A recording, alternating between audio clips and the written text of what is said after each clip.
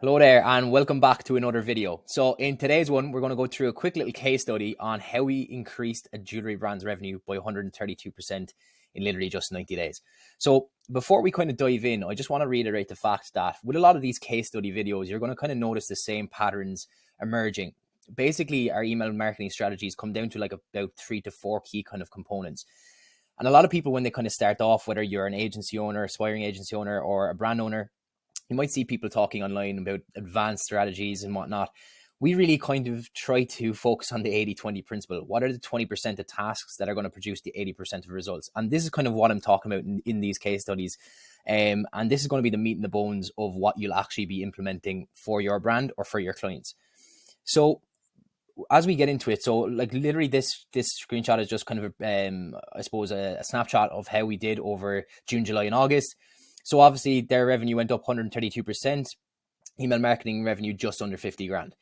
So the challenge was, and a lot of brand owners and agency owners probably aren't like too far into this idea that like obviously a lot of bigger agencies tend to kind of neglect brands because as they get bigger, they just get less attention. And this brand in this case was no different. So what we noticed was when we took over the account, it was clear they just weren't getting the attention they deserved. And what we noticed is we saw a lot of low open rates on campaigns and flows. They're sending to the entire list, which absolutely blows my mind because if you're an email marketing like agency owner, or if you know what you're doing as a brand owner, like this is email marketing 101, you just don't do that. Flows were way too short, a problem we see a lot. But in this case, it was a bit critical, to be honest with you.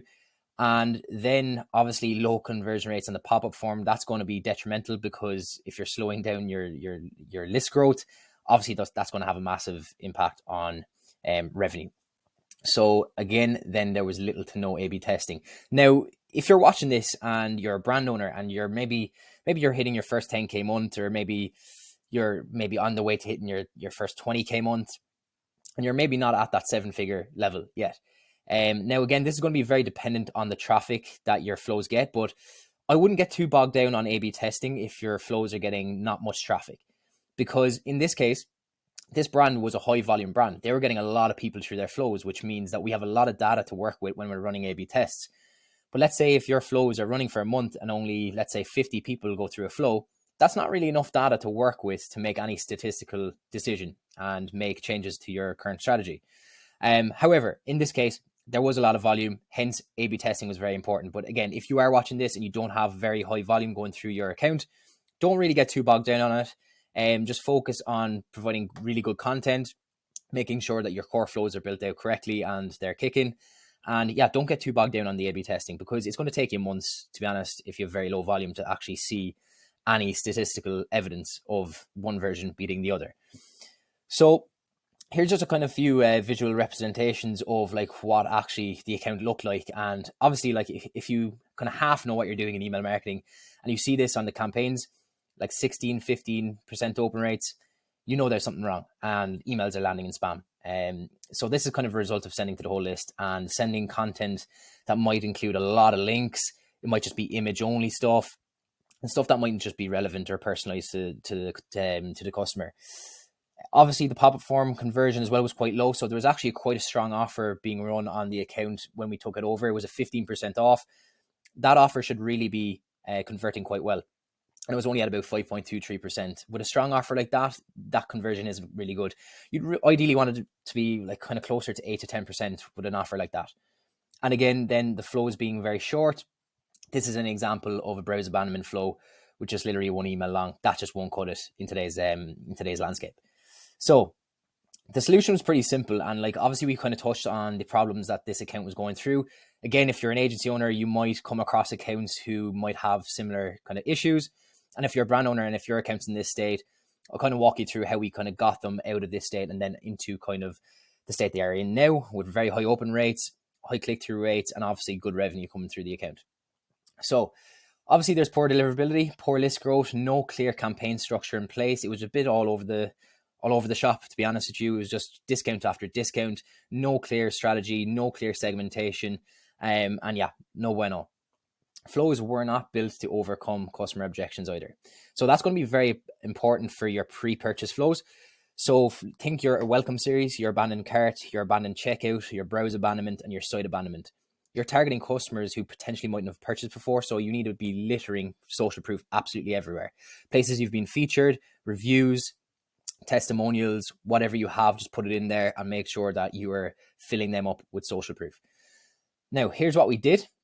As always, we built out 10 automated flows from scratch for each part of the customer journey, and don't really take 10 as like a gospel number. Sometimes it can be up as high as 14. Sometimes it might even be 8. It completely depends on the brand. We also developed a consistent sending schedule and mixing up offers and content. So it's very important that you're not just discounting people all the time. Mix in some content, give the customer some value. You don't want to make customers become blind to your offers. Because there's a number of brands that do spring to mind. I'm sure if you think about it right now, you're probably thinking of that brand who's always in your inbox, always giving you offers, and you just kind of become numb to it at a certain stage. We then redesigned our pop-up form to improve the list growth, very important, and used our deliverability protocol to get the brand out of the spam folder. Now I can kind of go into a bit more depth about the deliverability protocol that we implement for any kind of brand who's in this scenario, where they're getting really low open rates, emails landing in spam. I can go in that in depth in a separate video, but we'll kind of touch on it here. It's very, very simple. A lot of people might think that it's like a complete uphill battle getting into the spam folder. It can be, but 9 times out of 10 from our experience, it's not the end of the world. It might take maybe 2, 3, 4 weeks to kind of get back to a very good level. Again, that will kind of depend on the current state of the account, but most of the times that's kind of what we've noticed. So here are the results. So first things first is we had a look at the deliverability issue. So again, using our deliverability protocol, we managed to increase open rates by 83.3%. So you can see the massive spike there since June. And you might notice a slight little dip there into August, because as a part of our deliverability protocol, we first of all sent to really engaged customers. So you might think maybe 14 days engaged segments, 30 days engaged segments. But once we get really good metrics on those segments, really high open rates, really good click rates, we then start increasing the amount of people that we're sending to. So we might up that segment to an engaged 120 days. And then you, like, by nature, you will see the open rates to go down. But what is key here is that if you look in your data and your insights in Klaviyo, it's really important to kind of look at the total amount of unique opens, because even if the open rate is dipping slightly, the total amount of people actually opening your email could be increasing. So sometimes open rates and click rates can be a bit confusing because this data can be completely manipulated. So like for me, and whenever I talk to clients at the end of the month, or like whenever I'm talking to them, we're going through reports, if we do see a dip in click rates or open rates for that matter, a lot of the time it could be due to the fact that we're increasing the amount of people that we're sending to. So that doesn't necessarily mean that the total amount of people opening or clicking your email is going down. It's only the rate. So that data can be manipulated quite easily. For example, if we wanted to get really high open rates and really high click rates, we'd literally just send to a segment who have opened an email within the last 2 days. They're obviously going to be very engaged, and that's obviously going to jack up open rates and click rates. So step 2 is, once we started to get great deliverability metrics, again, what I mentioned there just previously, we decided to ramp up the amount of campaigns that we were sending, and also ramp up the amount of people who are actually in those segments as well. So if I just skip back here, so if you notice, right, in these emails here, 610 recipients clicking this one, then it's around 150 to 180 on the remainder. If I go back here and we're looking at these emails, we're only having like 44 people click, 78 people click, 70 people click. So there's obviously a huge difference there in the total amount of people clicking. So that's very important. You always want that number to go up, the total amount of clicks. Then moving on, so our automated flows then obviously started to increase exponentially, purely due to the fact that we actually gave the account the care that it needs. We made the flows nice and long. We wouldn't really use any flows that would include like just one email. That's just not enough. It really isn't, because especially if you've never really come across the brand before, perhaps you might have come through social media, through an ad, you sign up to the email list, you're not really that familiar with the brand, you add to the cart, and then you only get one email. It's not really enough information to kind of convince a customer that your brand is the perfect fit for them. And then obviously the pop-up form. So we made that, I suppose, convert at about 8.63%. And that literally just came down to a few little tweaks on the design. The design that we used in this particular instance was actually a two-step pop-up form. So rather than having the pop-up show and say, here's 15% off, can we have your email? First of all, we ask them, would you like 15% off? Yes or no? And the customer can literally say yes, or else they can say no.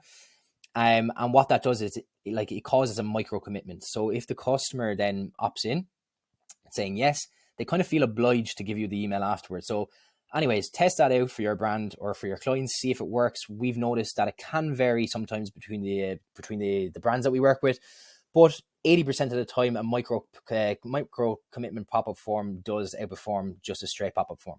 And if you have any questions about that, just drop them in the comments and I can give you a bit more info on that. So ultimately, our efforts led to 132% increase in revenue for this brand in literally just 90 days. Again, that's just a screenshot kind of going through that.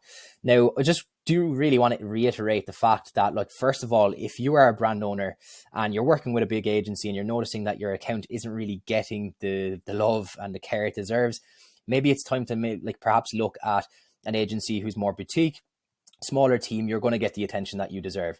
Like our own agency, if I do make the shameless plug. And obviously if you're if you're an agency, make sure that your clients are actually getting that attention that they need, because this brand is a really high performing brand. Like, if you don't have the right email partner on board, or if you're not providing the right email support, you can really make the brand lose out on a lot of money. And it's quite a shame. So just give your clients the attention that they deserve. But hopefully you found this useful. Again, kind of want to stress the fact that the strategy that we implement doesn't really deviate too much. Obviously, as you're working with clients who have larger and larger monthly revenue, you obviously can implement more advanced strategies, which we do for a number of our 7-figure clients. But realistically, if you're at the 6-figure, low 7-figure range, generally the majority of your results are going to come from having exceptionally good campaigns. So a mixture of content and offers, your core flows built out, and it's your best content, putting your best content forward. And you can introduce nice to have flows as well. But ideally, if you just have your welcome, your cart, checkout, browse, and post purchase absolutely optimized, that should be producing you a lot of revenue. So just focus on the things that are going to push the needle forward the most. But yeah, if you have any questions about anything mentioned in this video, feel free to drop them in the comments. As always, hope you got some value. And if you are a brand owner, feel free to book in a chat down below in the description through our link, and we can discover if we might be a good fit for each other or not. But anyway, see you on the next video, guys. Thanks a million.